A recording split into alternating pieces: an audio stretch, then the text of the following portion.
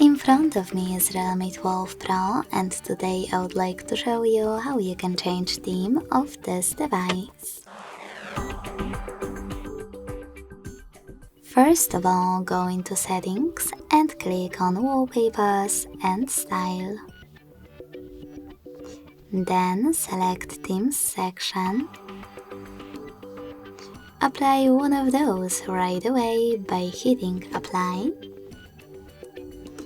and verifying your Realme account.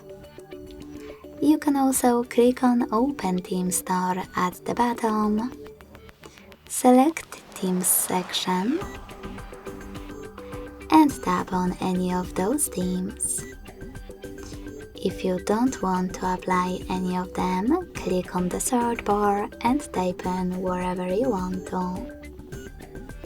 You can also select categories at the bottom and look for a perfect theme over here.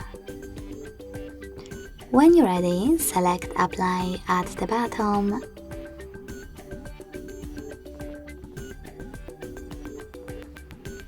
and log in to your Realme account. Thanks so much for watching. If you enjoyed this video, don't forget to leave a like, comment and subscribe. Bye!